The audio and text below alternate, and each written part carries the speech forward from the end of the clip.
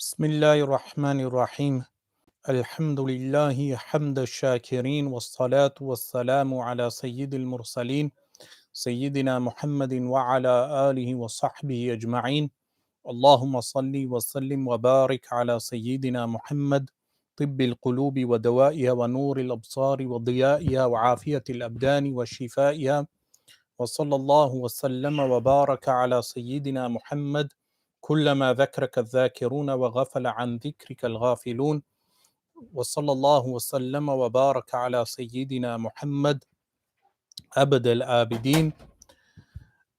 Alhamdulillah, today's subject was with regard to cannabis and the legal status of cannabis in Islam. Now, cannabis, also known as hemp, marijuana, bunj, known as charas in the Indian subcontinent. So many names for this plant because of its notorious role where people for many years have been smoking cannabis. But why the subject arose was simply because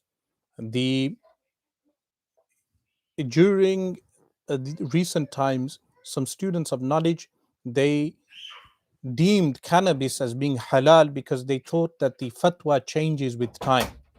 So they thought that the fatwa relating to cannabis has changed because of new scientific research, and that the fatwa of the scholars of the past was outdated. Now, what I wanted to discuss today was an overview with regard to the actual fatwa relating to cannabis, also known as marijuana. What is the classical fatwa? Firstly, cannabis was unknown in the time of as-Salafus Salihun. In the time of the pious predecessors, people were unfamiliar of cannabis. But later on, cannabis was introduced into the Muslim world.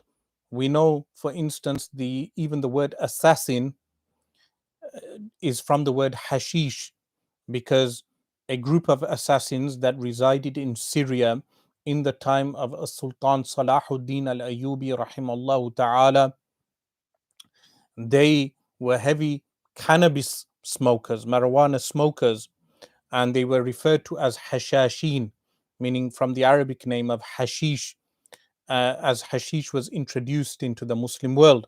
So they became known as hashashin, and then when the Crusaders entered Syria, they took the name assassin from the word hashashin.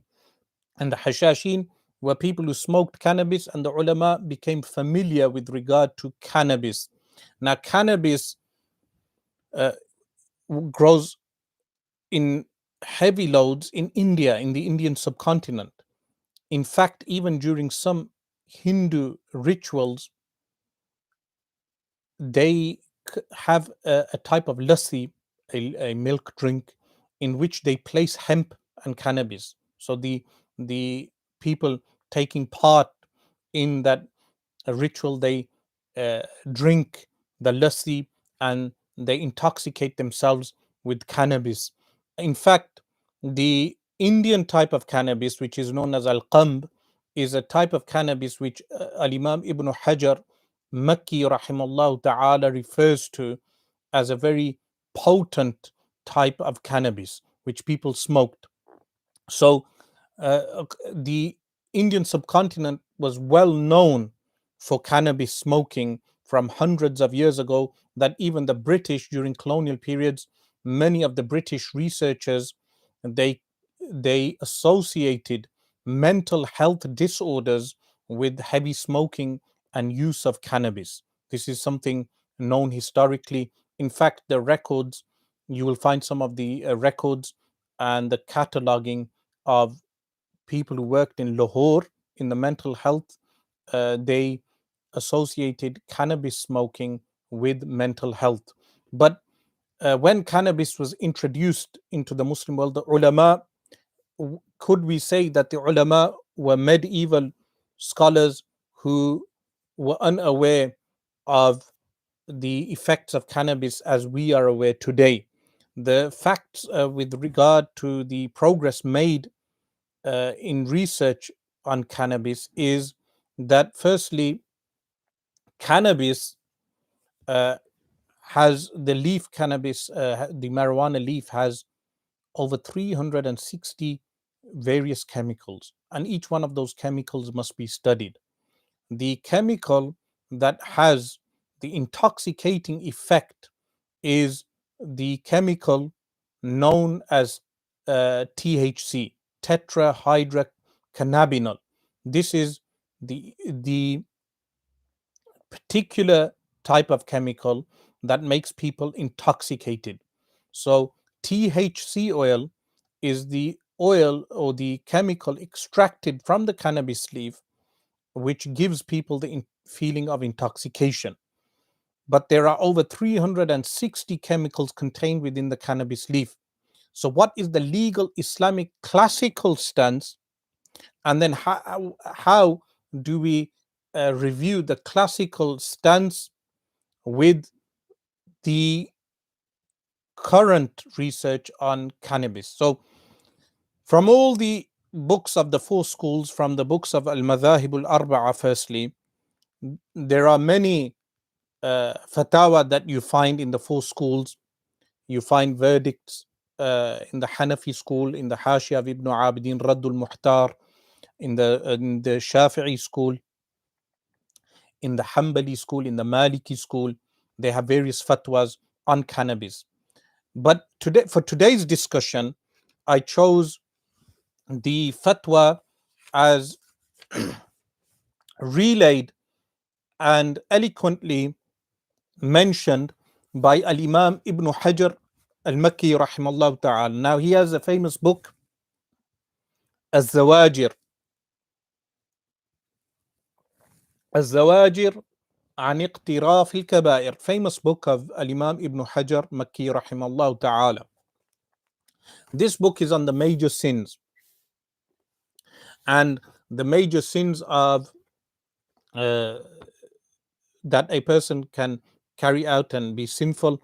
He has in Kitab al-At'ima, Kitab al-At'ima are those, this is the chapter on those sins which relate to eating, At'ima. So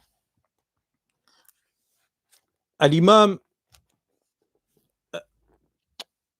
by the way, for the people who are asking questions, there will be a questions and answer session at the end. CBD oil will also be tackled. I will mention what the actual ruling is with regard to CBD oil and the THC oil. But what I want to do is draw you through the classical fatwa, take you through the classical fatwa, because one major problem that we have in today's day and age is that people criticize the classical fatwa without actually studying the classical fatwa. First, we need to study the classical fatwa before critiquing them. Understanding the classical fatwa will help us in understanding the application of the legal status of cannabis today.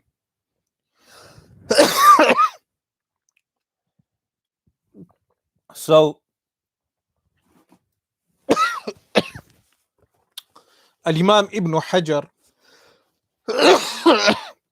rahimallahu ta'ala, he has this fatwa in Kitab al-At'ima which relates to solids.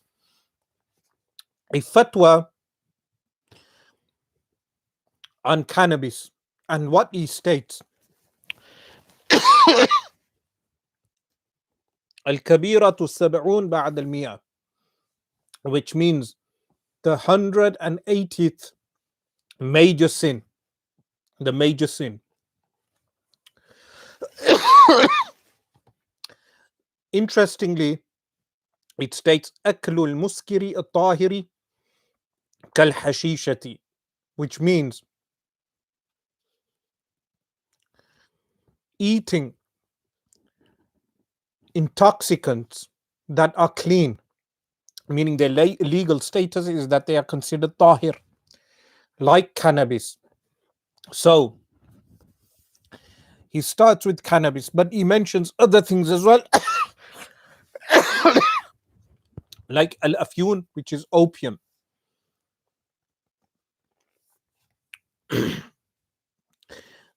So he states, فهذه كلها muskiratun. All of these are muskira. The word muskira means an intoxicant. An intoxicant is what is being debated here as to what is the meaning of intoxicant. This is an important thing to understand at this point, that intoxicant is what people confuse with only alcohol being an actual intoxicant. So he states, فهذه كلها مسكرة كما صرح به النووي. So the likes of Al-Imam al-Nawawi rahimahullah ta'ala, they already declared cannabis as an intoxicant. They've stated this. So Al-Imam Abu Hamid Al-Ghazali rahimahullah ta'ala was one of those scholars who stated that the cannabis is an intoxicant. So he states the difference between the intoxication of alcohol and the intoxication of cannabis. He states, وَمُرَادُهُمْ بِالْإِسْكَارِ, what they mean by intoxication, هنا تغطية العقل, is that it covers the intellect. لا مع شدة المطربة, not with the type of joyous behavior that happens with alcohol, meaning when someone drinks alcohol, they become joyous. But the type of intoxication meant here is taghtiyatul aql, which is only covering the intellect. So he states لأنها من خصوصات المسكر المائع, that this joyousness that occurs is that which occurs with drink, meaning drink which intoxicates has a specific effect, while cannabis on the other hand, it covers, meaning it clouds the intellect. Now he states further down, remember I am only choosing the best parts of the entire fatwa. وإذا ثبت أن هذه كلها مسكرة أو مخدرة, that once it's established that all of these, meaning he doesn't only mention cannabis, he mentions opium and other things also. He states if they are muskira, intoxicants, and mukhadira is that which numbs you down, basically drugs, the type of drugs that people take that inebriate them, they are referred to as mukhadirat. He states if it's established that these are muskira and mukhadira, فاستعمالها كبيرة وفسق كالخمر, that use of this is a kabira, a major sin, like alcohol. Now further down, he will make a mention of the distinction between alcohol and cannabis. There is a distinction. The distinction is that with regard to the purity of cannabis is not deemed by the majority of the scholars as an impurity. It's haram to consume, but it's not impure in the sense that if it goes on your clothes or if you touch it, your clothes or your body would become impure. So further down he states, what is the proof for this? Meaning, what is this based upon? What is the legal ruling of cannabis? Remember, cannabis being haram is agreed upon by the four schools. So the four Sunni schools agree on this. They differ on a few details relating to cannabis, which I will mention. But what he states, what is the proof for this? He states, al-aslu fi tahrimi kulli dhalika, that the origin and source of prohibiting all of that is ma rawahu Ahmadu fi musnadihi, what al-Imam Ahmad narrates in his Musnad, wa Abu Dawood fi sunanihi, and al-Imam Abu Dawood in his Sunan, that he states Naha Rasulullah sallallahu alayhi wasallam, the Messenger of Allah sallallahu alayhi wasallam prohibited an kulli muskirin wa mufattirin, on every intoxicant and mufattir. Two words are used. One is muskir, one is mufattir. Muskir is intoxicant, and mufattir is that which slows you down. Anything which slows you down. Now, the mistake some people are making with regard to muskir, they think that muskir is only the effects of alcohol, meaning alcohol has specific effects.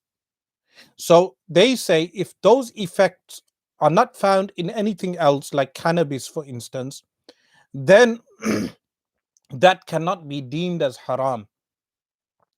So any intoxicant must be the same as alcohol.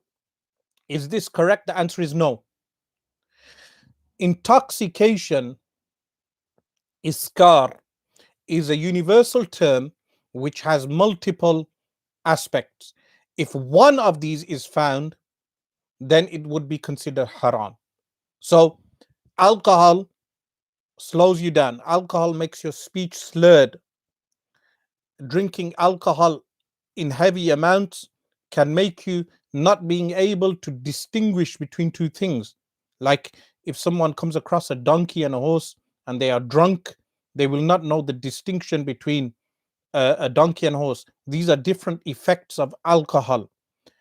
If any one of these effects is found in a substance, that substance is considered a muskir. So it's not essential that all the components of intoxication are found in a substance. Even if one is found, it's sufficient to make it haram, to deem it a muskir. So for instance, Sayyid al-Sharif al-Jurjani rahimahullah, in his book on definitions, when he defines iskar, which is or sukr, which is intoxication, he says that which causes numbness, or that which slows you down, or that which makes the speech slurred, or that which confuses you to the point that you cannot make the distinction between two things. If any one of these things is found in a substance, then that substance is deemed as an intoxicant, if any one of these things. So the exception of medicinal use, which I will mention further later, the Al-Imam Ibn Hajar states that the reason for considering cannabis haram is the hadith kullu muskirin and mufattir. So he defines that what is mufattir. He states المفتر كل ما يورث الفتور والخدر في الأطراف. Everything which slows you down. It slows down the appendages. Person is unable to move. وهذه المذكورات كلها تسكر وتخدر وتفتر. That all of these mentioned things, تسكر, they give intoxication, وتخدر, they are considered as مخدرات, that which numb you down, and tufattiru, they are those things which slow you down. So even if one of these aspects is found, then it is considered haram. So this effect is found in cannabis, that anyone who takes cannabis, they will slow down, or they will have paranoia. And there are various other effects of cannabis which I will mention later. Now, after mentioning this, he quotes Al-Qarafi. Ahmad Al-Qarafi rahimahullah ta'ala was a great Maliki scholar from Egypt, and he was the author of a book called Al-Furuq. Now the subject of Al-Furuq in fiqh, in jurisprudence, is when a scholar, a jurist, they tell you the distinction between one thing and another. When they tell you the distinction between two things, this science is known as Ilm al-Furuq. And Al-Imam Ahmad al-Qarafi wrote an entire book, Al-Furuq, where he has a discussion on cannabis. He differed with some of the scholars on certain details, but what did they say regarding the prohibition of cannabis? He states, he relates from Haka al-Qarafi wa Ibn Taymiyyah. So Abu al-Abbas Ahmad bin Taymiyyah, the Hanbali jurist, both of them, and Ibn Hajar rahimahullah was harsh against Ibn Taymiyyah. So for him to cite him for this shows that this position was agreed upon, even amongst scholars who differed amongst themselves on other things. Ala tahrim al-hashishati, that they said there is ijma'. They said there is ijma' on the hurma, the prohibition of cannabis. They related ijma', a consensus. Qala, and he said, meaning Ibn Taymiyyah now. Ibn Taymiyyah states, وَمَنِ اسْتَحَلَّهَا فَقَدْ كَفَرَ. Whoever says it is halal commits kufr, disbelief. This is his opinion. قال وإنما لم يتكلم فيها الأئمة الأربعة لأنها لم تكن في زمنهم. That he states the four imams didn't discuss cannabis because cannabis was not found in their time. وإنما ظهرت في آخر المئة السادسة, that it appeared in the end of the 6th century, and وأول المئة السابعة, and the beginning of the 7th century. حين ظهرت دولة التتار, that when the kingdom of the Tatar, they ascended, then cannabis appeared in the Muslim world. So the end of the 6th century, beginning of the 7th century, that cannabis appeared. Now, according to Ibn Taymiyyah, whoever says it's halal commits disbelief.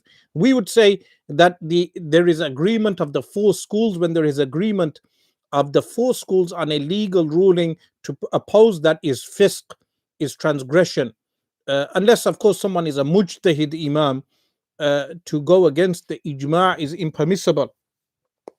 So, after this, further down in the fatwa, Al-Imam Ibn Hajar rahimahullah ta'ala, after quoting the scholars of the schools, like for instance Al-Imam Yahya bin Sharaf al-Nawawi rahimahullah ta'ala and others, he states,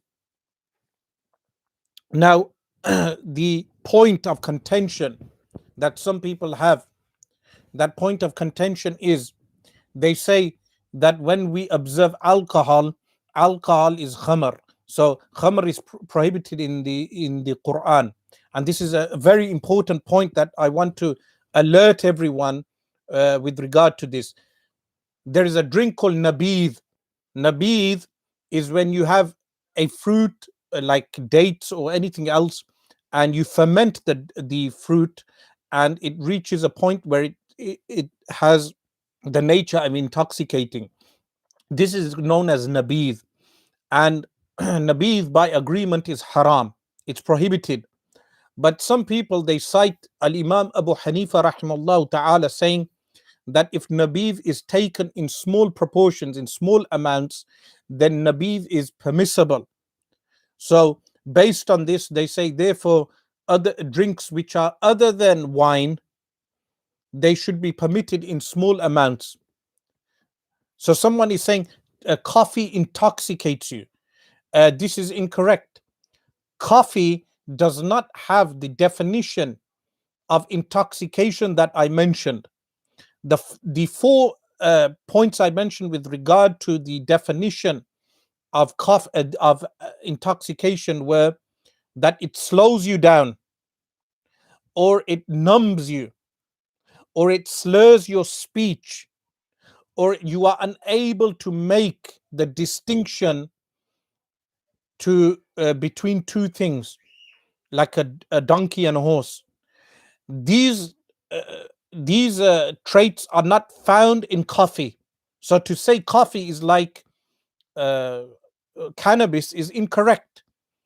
And some people have attempted to say that coffee was declared haram by a group of scholars, and then was but the correct answer is that it was declared haram by a minority of people, and then this fatwa was countered by the majority of the ulama.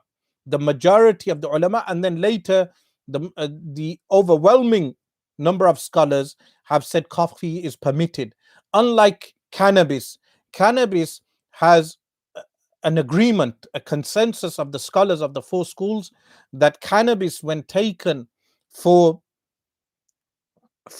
intoxication, is prohibited. And as I will mention, the legal rulings relating to THC and CBD further down. But what I wanted to draw your attention to was with regard to beer. Now, someone mentioned to me that in Oxford, you have people teaching Islamic studies in Oxford, and they confuse the students by telling them things like Al-Imam Abu Hanifa rahimahullah ta'ala permitted beer.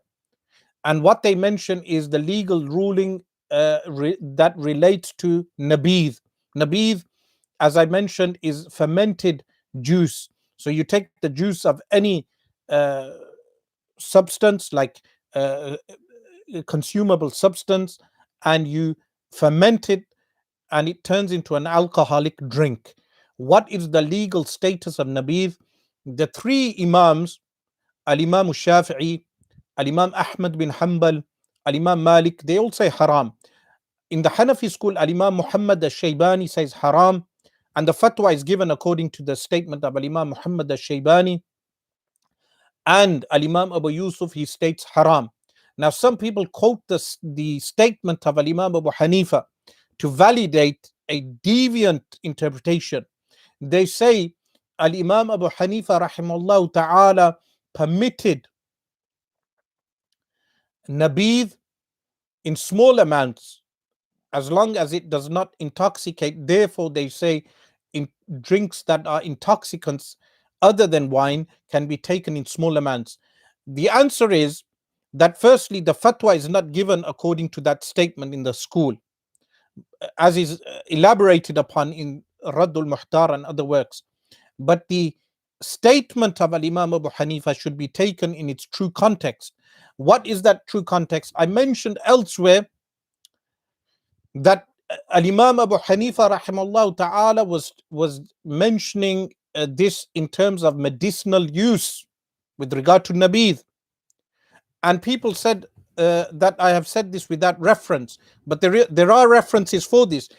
For quick citation purposes, I'll draw your attention to what is written in I'lamul Anam, the amazing work of Sheikh Nuruddin Itr, rahimahullah ta'ala, in volume 4, page 184.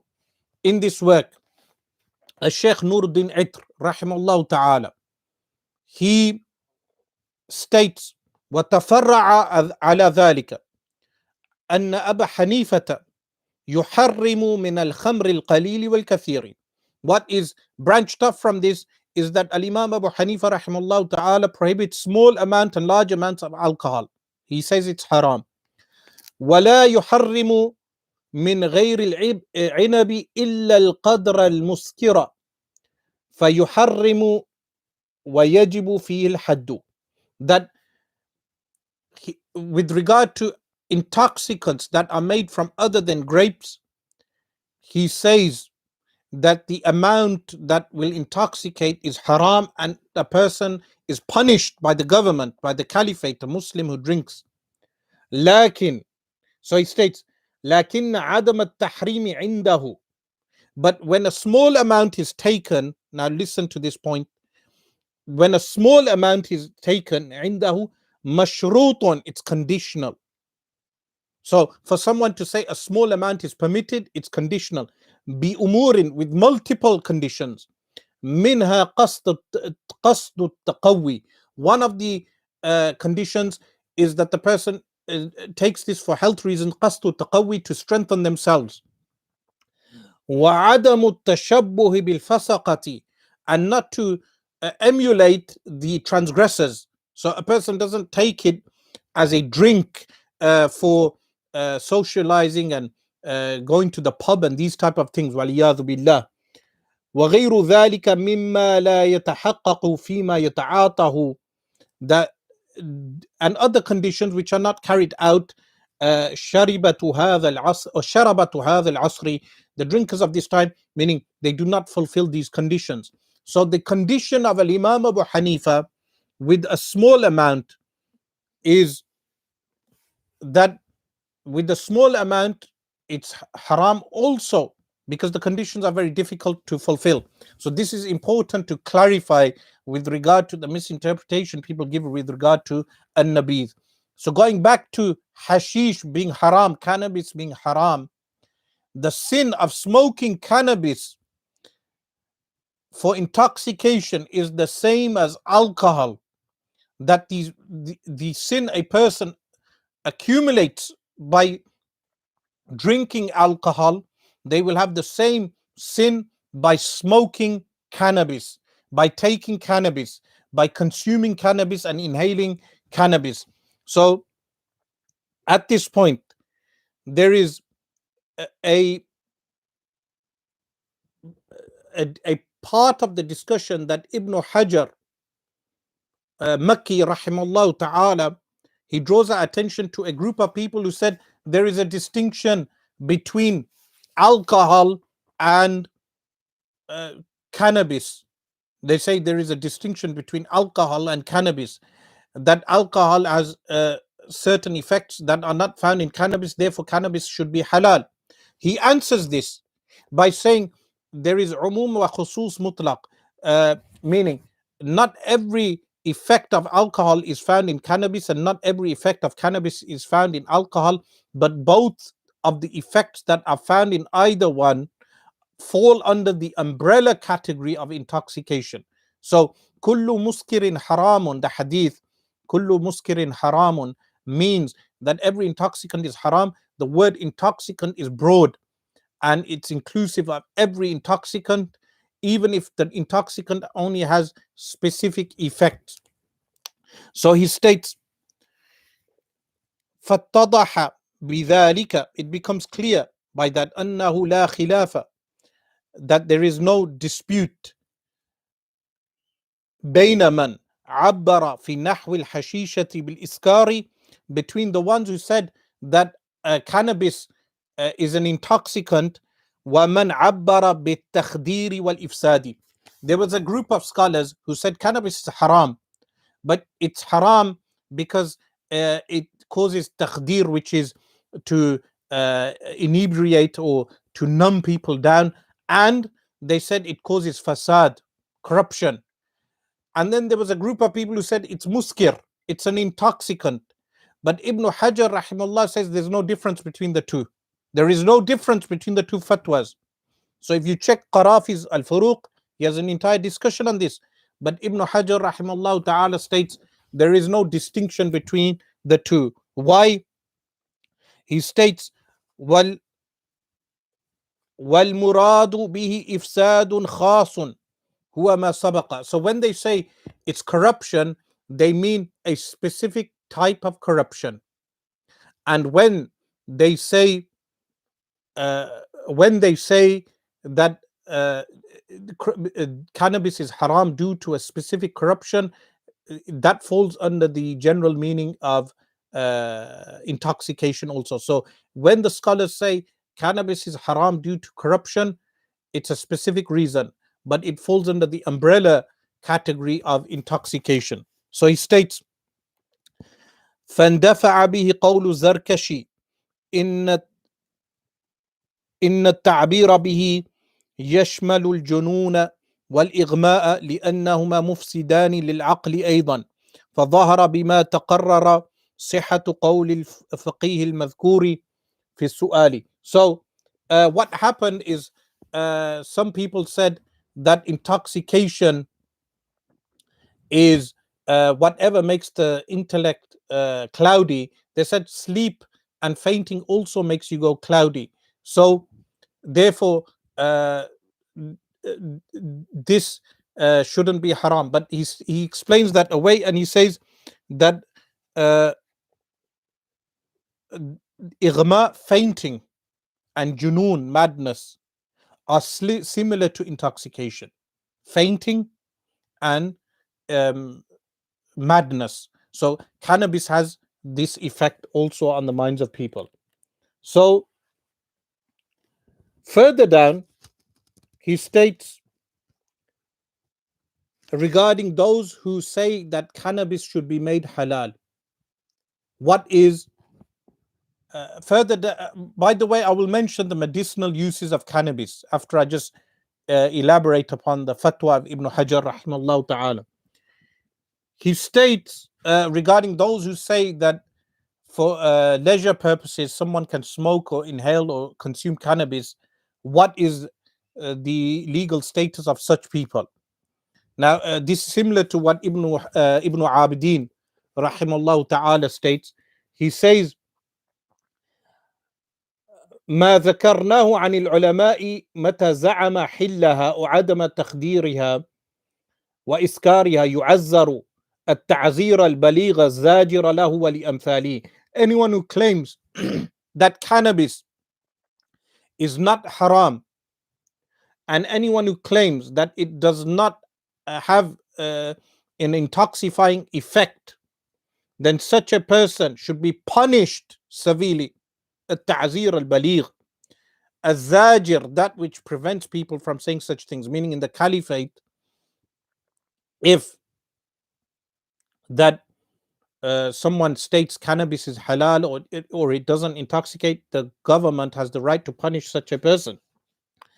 بل قال ابن تيمية, but Ibn Taymiyyah said the following: وأقره أهل مذهبه, and the Hanabila, meaning so many of the Hanbali school, they said من زعم حل الحشيشة كفر, whoever claims that hashisha, cannabis, is halal commits kufr. So according to Ibn Taymiyyah and people of the Hanbali school, whoever claimed cannabis is halal, then he commits kufr. But according to the majority, they say such a person should be punished. Further down, he has the discussion on what is the legal ruling. So we know cannabis, for taking cannabis, falls under iskar, muskir. It falls under that definition. So what is the legal status of cannabis in terms of cannabis, the punishment for cannabis, and also the legal status of the purity of cannabis? So is cannabis najis or tahir? So alcohol we know is najis, but cannabis, is it najis or tahir? We know it's haram to smoke, haram to consume for leisure and for intoxication. What is the legal status as in terms of its purity? Is hashish considered pure? He states here, he quotes Al-Hawi al-Saghir, أن الحشيشة نجسة إن ثبت أنها مسكرة, that some of them said if it's an intoxication, then if it intoxicates, then it's najis. Some of them said this. And Ibn Taymiyyah said he said أن الحد واجب في الحشيشة كالخمر, that the had, the corporal punishment, is essential for someone who smokes hashisha. So there was this statement of some of the jurists. They said hashisha is najis, impure, and also the punishment for taking and consuming hashisha, for cannabis, is the same as alcohol. The punishment, the legal punishment, the sin is the same by agreement, but is the punishment the same?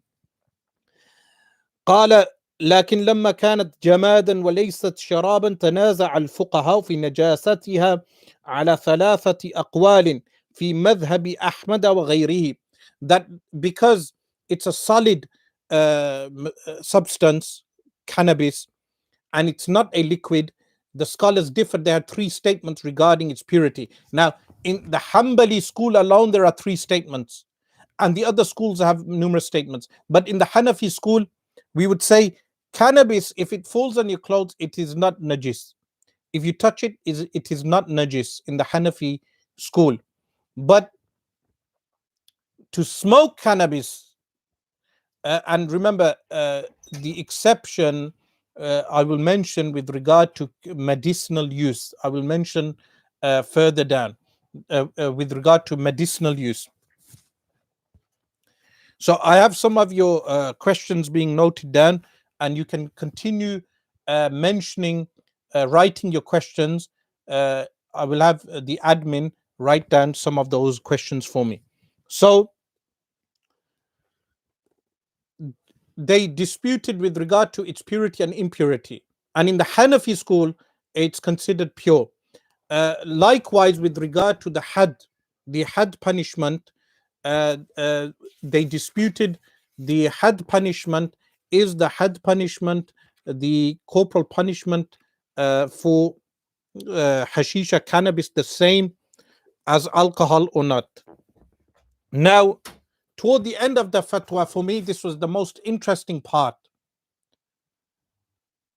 The most interesting part for me was with regard to the harms of cannabis.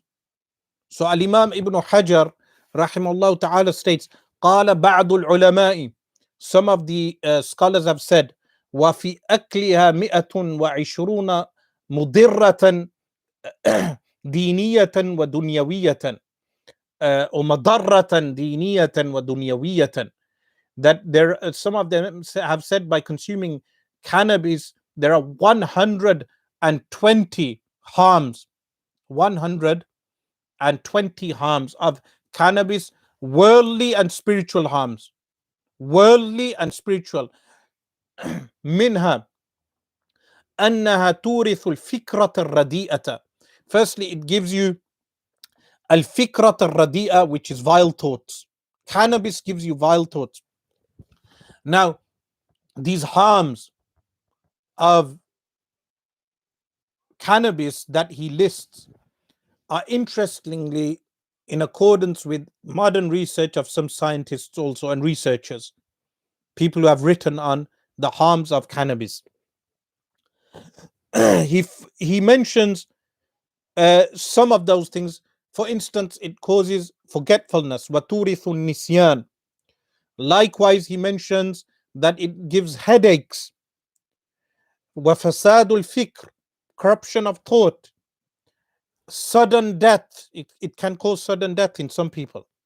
وَاخْتِلَالُ الْعَقْلِ وَفَسَادِهِ, it can cause deficiencies in the intellect, meaning you would only have to observe anyone who smoked cannabis habitually, or took even cannabis for a small amount of time, that they will have deficiencies in their intellect. Likewise, he mentions ifsha'u sir, that the secrets a person has in their hearts, they come out with those things after smoking cannabis. وَذَهَابُ الْحَيَاءِ, it does away with modesty. So any modesty a person has, cannabis does away with the modesty, meaning any haya a person has. Likewise, kathratul mira, it makes people argumentative. Cannabis can make people argumentative. وعدم المروءة, that absence of maru'ah. Maru'ah is what mannerisms, keeping maru'ah is keeping mannerisms in society. It does away with that. Likewise, وكشف العورة, a person who smokes this in abundance, they will uncover their aura, meaning their private areas or their private secrets. وعدم الغيرة, likewise ومجالسة إبليس, the person who smokes it is sitting with Iblis. وترك الصلوات, they abandon the prayer. والوقوع في المحرمات, they fall into muharramat, prohibited things. So والرعشة على الدوام, they shake, meaning it can cause convulsions and shaking in people. Likewise, he mentions وثقب الكبد, can cause liver problems. واحتراق الدم, and blood problems in the blood. ونتن الفم, a smelly breath. وفساد الأسنان, it can also yellow the teeth and ruin the teeth of a person. So he mentioned so many various illnesses that cannabis causes. In fact, he lists 120 harms of cannabis and why cannabis is haram. And this is in agreement with the four schools.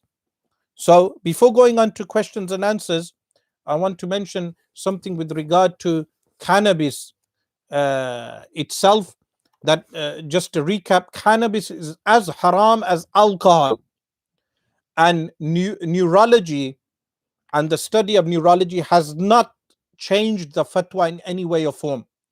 In fact, so little is known about cannabis. The main funding for cannabis research is given by Israel. The occupying state of Israel has the most research in cannabis, and they also have a very high proportion of cannabis smokers in the Middle East.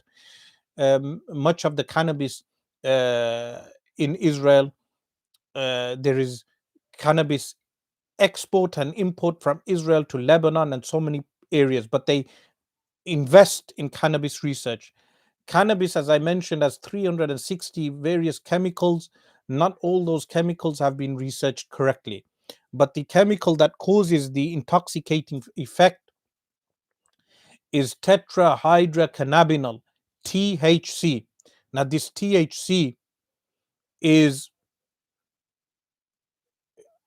administered to ill patients for pains, to ease their pain. So cancer patients, they will take THC to ease and facilitate the pain that they are feeling during cancer. Is this permitted? This is permissible for cancer patients. It's permitted if for someone who has a prescription from a doctor, they can take THC oil.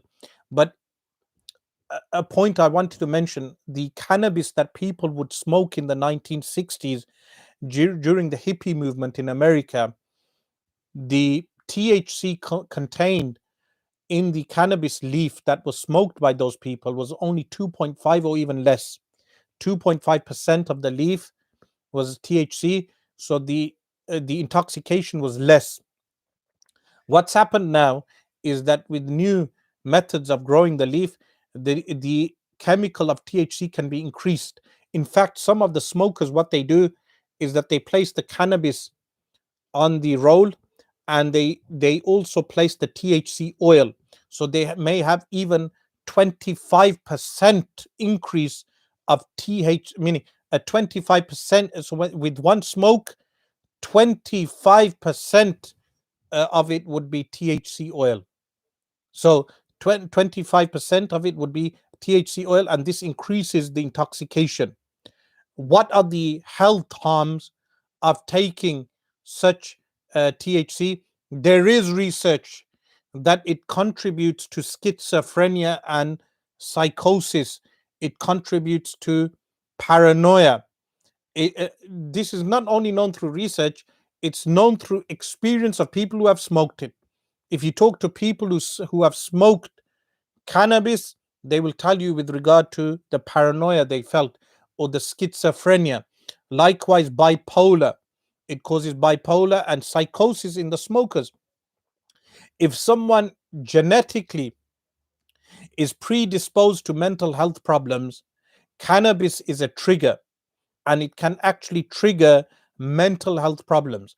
Anyone who was a habitual, and there is also a myth among some people that pure cannabis is different to the cannabis which is laced. This is false. The discussion is regarding pure cannabis. So you can imagine the harms of laced cannabis. So there is a laced cannabis which people have. They place various chemicals on that particular type of cannabis. That is by agreement harmful. But the pure cannabis, some people are advocating that pure cannabis is good and has benefits, meaning the benefits override the harm. But this is incorrect. The harms override the benefits. The small amount of benefits found in the cannabis leaf could be permitted in the medicinal arena, but anything else as a recreational drug, cannabis is harmful. And anyone who has smoked cannabis in the past, you will see that when they attempt to memorize things, many of them are unable to memorize. Uh, some people will say Carl Sagan smoked cannabis. or other famous individuals, they smoked cannabis. Again, by mentioning a minority of people, it does not validate uh, cannabis as a whole. And it does not mean everyone who smokes cannabis will have schizophrenia.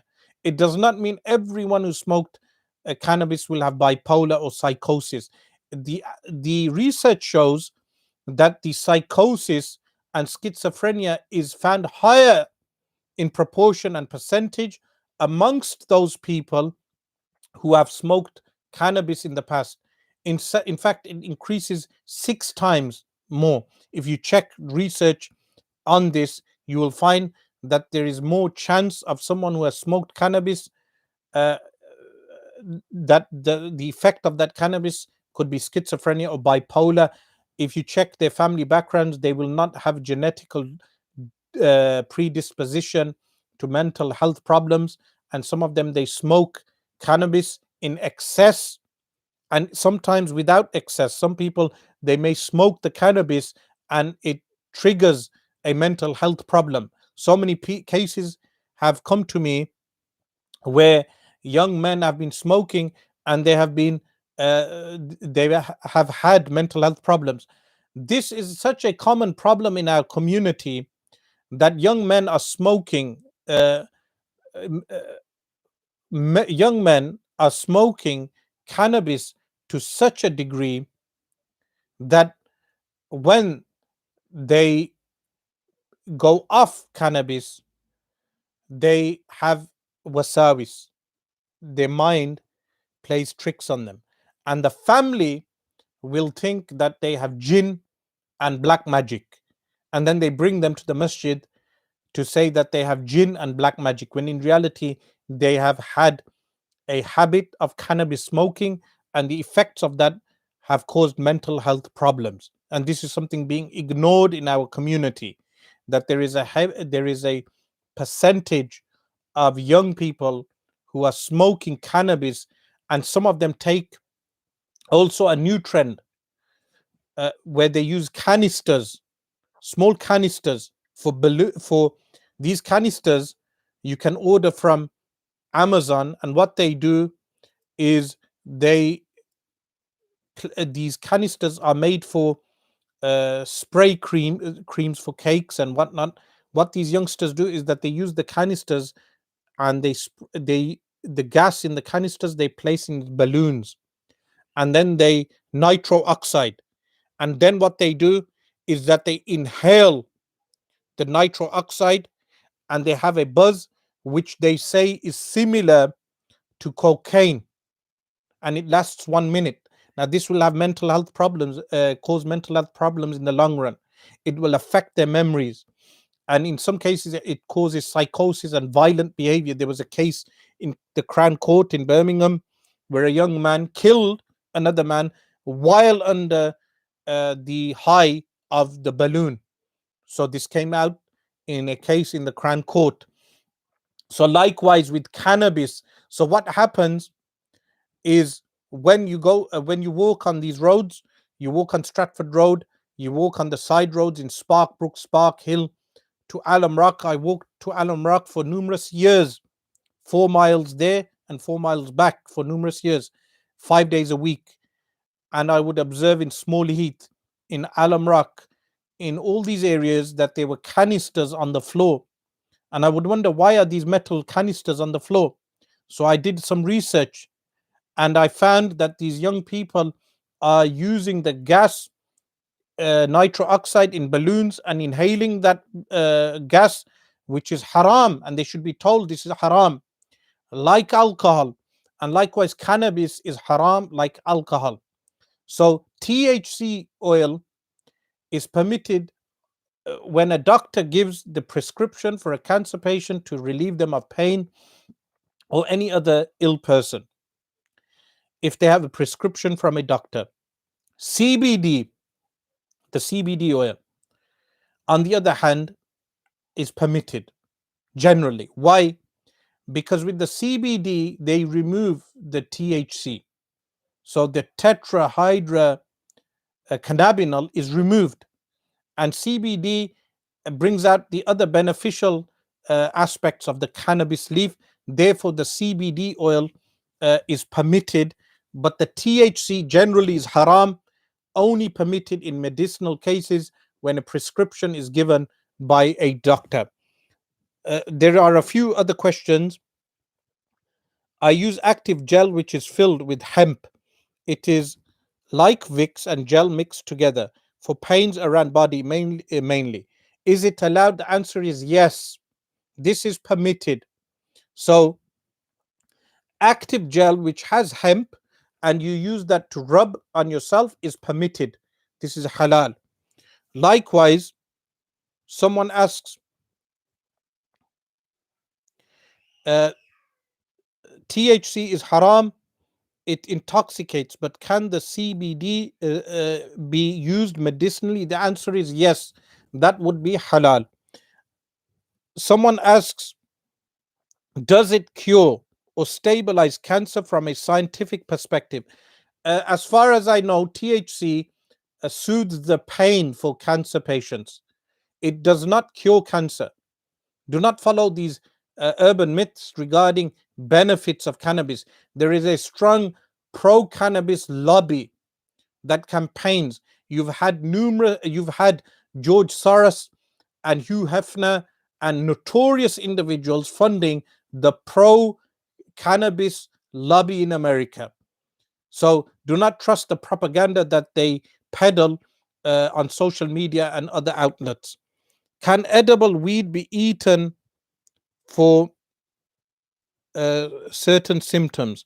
Again, for medicinal purposes, you would have to have the prescription of a doctor. Because it's not considered najis in the three schools, it's not considered najis. Uh, Consuming the cannabis in its medicinal form would be permitted for medicinal uses. I wanted to mention something with regard to DMT. So, with regard to cannabis and the hemp and marijuana, a few more things before I move on to DMT, that there is a culture now in Muslim communities where young men are hiring, renting flats and various buildings in order to grow marijuana. They grow marijuana and then peddle the marijuana in society. They are not only having the sin of peddling marijuana, but also of those who smoke the marijuana, and then all the crimes that happen as a result of that marijuana smoking. It's like there is a ladder that people are climbing. They start with cigarettes and hookah, and then they move on to from cigarettes and hookah to cannabis. Some people say, with regard to pan, is pan haram? The answer is pan is not like cannabis. Pan does not, the definition of intoxication I made very clear. It slows down the body, it makes someone languid, it slows them down. Or if it makes people unable to make a distinction between things, or if it slurs the speech, or if it makes someone collapse and faint. These are the definitions of muskir, and cannabis does fall under this definition. But then what happens is they move on to cannabis, and then from cannabis, if you check research, you will find that people who have had mental health problems in the past, mental health problems that were triggered by cannabis, when they stopped smoking cannabis, they their sanity was restored.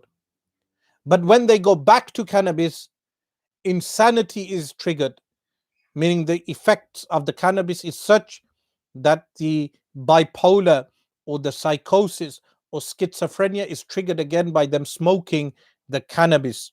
Some of them have also they go cold turkey in Ramadan. So if they fast during the month of Ramadan, they do not have tobacco, they do not have alcohol, they do not have cannabis. when they go through cold turkey, they will have violent outbursts. Sometimes during the iftar, when they open the fast, they will have some violent outbursts because they cannot handle the hunger and the lack of tobacco, the lack of nicotine in the blood, the lack of the THC, or the lack of alcohol in the blood. So they will have violent outbursts. So it seems that the rung on the ladder is that they start with cigarettes, then they move on to cannabis, then some of them have the nitro oxide from the small canisters, and they sit on the sides of the roads in cars, and they fill the balloons, and they inhale the balloon.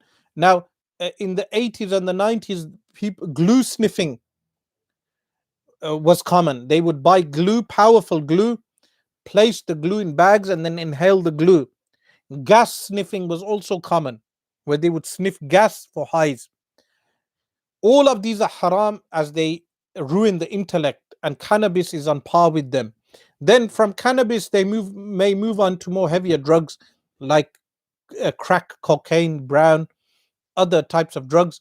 And unfortunately, when they go to that stage, we see that many people, Muslims and non-Muslims within the UK, are homeless. They become homeless, their lives are destroyed, and then so many Muslims take advantage of these homeless people.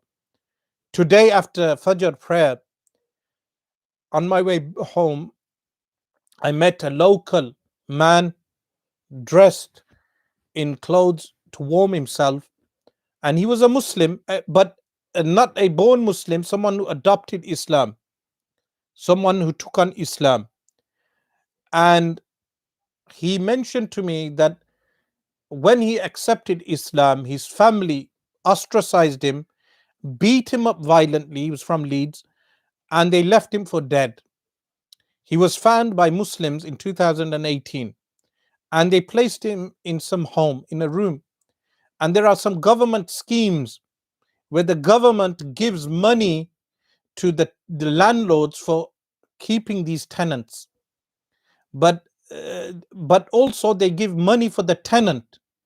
But what happened is that the landlords, Muslim organizations, he mentioned the organization to me, Muslim organizations that claim to house the homeless, they took his money, they did not give him money, and he would still beg on the streets.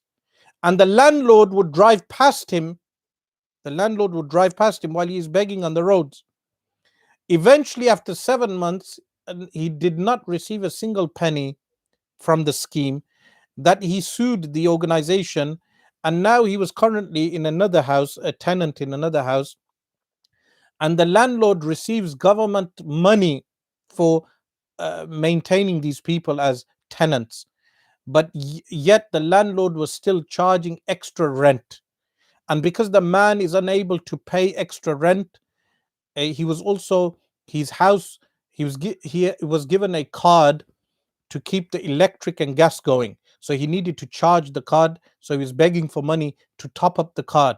And this man, he had a kidney removed. He had illnesses, various illnesses. And this was a man who may have had a drug problem, even though he claimed he did not have a drug problem. So when these people, they become heavy drug users and become homeless, we as a Muslim community have failed in a few regards. Number one is the amount of drug dealers in our community, Muslims born as Muslims, who deal drugs to the community, Muslims and non-Muslims. They deal it out to everyone. They are from our community. Secondly, when those drug users are on the streets, some of our Muslim landlords are extorting them, taking benefit from them when the government gives certain handouts to landlords, taking the government schemes, but yet at the same time charging those tenants, also charging them that they have to then go back onto the roads to beg. So we have failed in that regard, that the situation is so bad that some people sometimes ask me Is it permissible for us to report local drug dealers? The answer is yes, it is halal for you to report local drug dealers who are Muslim, who claim to be Muslim. You are still allowed to report them to the police. In fact, you should report them to the police. Many years ago, when I said, do not pray the funeral prayer of drug dealers, do not pray their funeral prayers, some people went against me and they said, you must have mercy on everyone, even drug dealers. Yes, you have mercy in giving them da'wah, inviting them to Allah subhanahu wa ta'ala. But the fatwa is harsh with regard to those who die without repenting. The fatwa is harsh on those drug dealers who destroy the lives of so many people and have arrogance and refuse to repent to Allah subhanahu wa ta'ala, that you do not pray their funeral prayers. And then someone said, in order to counter this, they said, you many years ago attended the funeral prayer of a drug dealer. Meaning what happens is I make a statement so people attempt to find contradictions because of their own association. I said, in response to the person who brought this objection, I said, in reality, the people do not know the backdrop. When this particular drug dealer died, the local community invited me to speak after his funeral in order to condemn drug dealing, in order to condemn violence, not in order to praise the man who had died and to praise his actions. That is the context of my attendance of the funeral, when I spoke against the actions of drug dealing and against gang violence. This was over a decade ago. So some of them, they spoke against me saying he's being harsh to drug dealers. But then after many years, they caught up and agreed. They said, yes, he's correct for saying this. So this drug problem, unfortunately, is common in our, not only in our community, in many communities. But as Muslims, drug dealers, someone states, deserve mercy. Yes, they deserve mercy to make them do tawbah, repentance, and their cases with Allah subhanahu wa ta'ala. But the legal status is that when they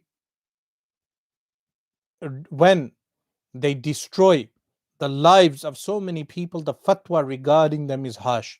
That when they destroy the lives of those people who are homeless on the roads, who are addicted to the drugs and continuously beg money in order to buy drugs which are harmful. So moving on to DMT. DMT, many years ago, I read a work on DMT. Now, the work itself, let's go into the claim of DMT. Firstly, DMT, they say DMT is produced in the mind when a person goes to sleep. And some of them refer to it as the spirit molecule.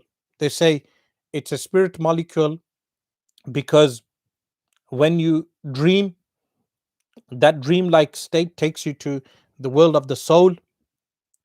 And this is caused by the mind producing the DMT. Now, the pineal gland, it is said that the pineal gland is what secretes the DMT in small amounts. The pineal gland is contained within the middle of the brain. Interestingly enough, Ibn Hajar Makki again and others, Ibn Hajar rahimahullah in Al-Fath al-Mubin and others have said that when the child, the fetus, is in the womb, the spirit enters the womb from the top of the head, interestingly enough. And Al-Imam Jalaluddin As-Suyuti rahimahullah ta'ala, he states regarding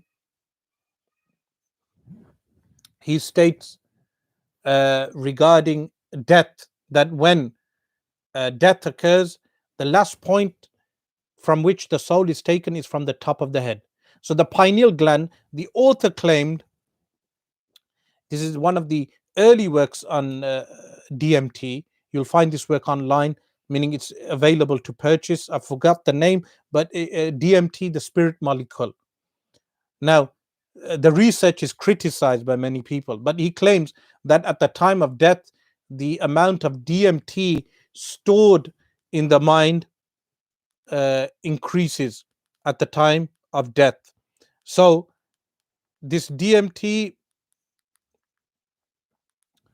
they refer to as a spirit molecule, and that a person, when they dream, they the spirit enters the unseen, and therefore this is caused by DMT. So what this scientist did is he injected DMT into some of the people who were taking part in this experiment, and they had experiences where they met beings. They said the beings looked like aliens. So he has this whole research paper. I read the entire paper many years ago. And therefore, people say that they are entering the world of the unseen realm. And when they enter the unseen realm, this is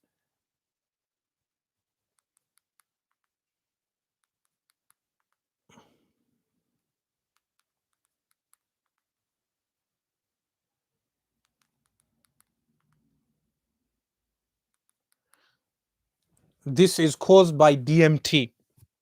So, what would be the legal status of DMT? Likewise, the pineal gland, the role of the pineal gland was mentioned by some medieval philosophers like Descartes. Descartes mentioned the pineal gland and the role of the pineal gland. Research on this is still scanty, meaning if you check proper research on the pineal gland, you will find that research on the pineal gland is actually still scanty. People still do not know the entire role of the pineal gland. So,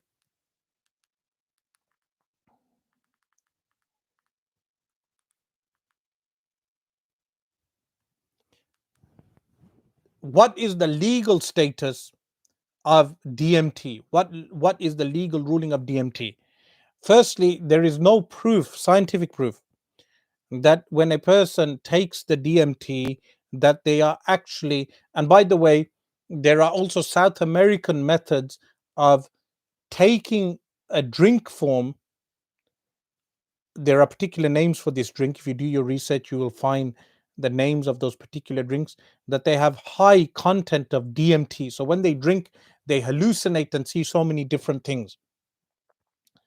What is the legal status of those drinks as well as the DMT which is uh, given? The answer is, in Islam, this would be impermissible because it would fall under hallucinative drugs which give you hallucination.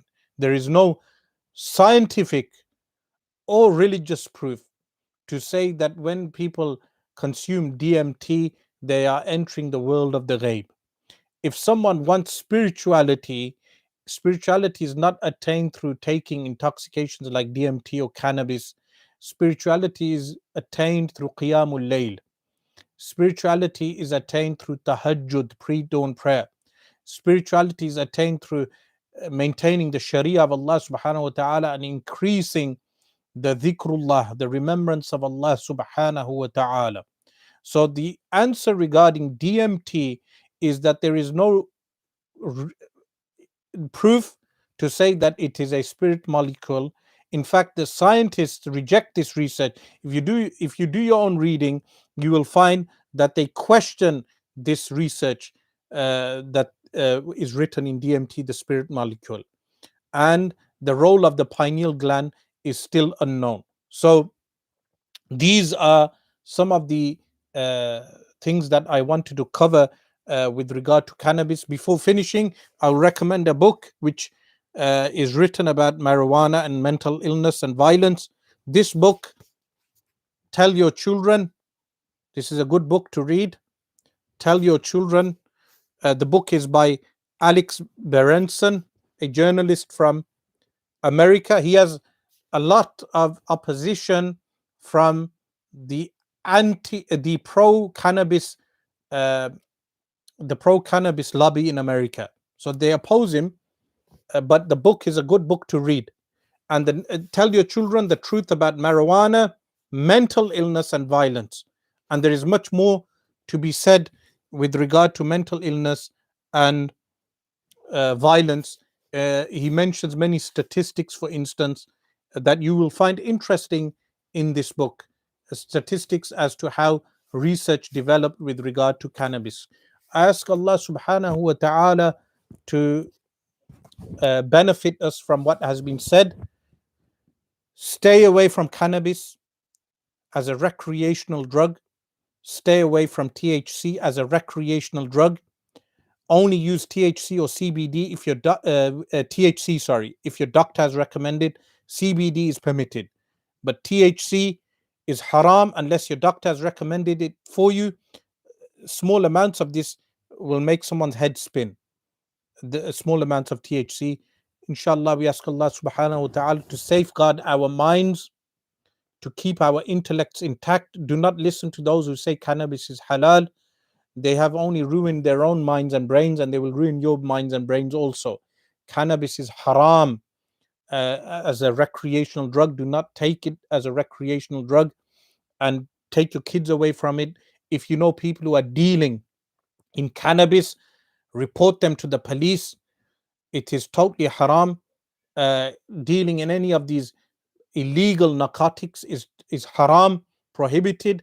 It destroys society, it fragments society, it breaks down society, it causes crime, it increases crime, it causes prostitution and pimping and so many other vices that are occurring in our communities. We ask Allah subhanahu wa ta'ala to enable us to act upon what has been said. أقول قولي هذا واستغفر الله لي ولكم وأتوب إليه.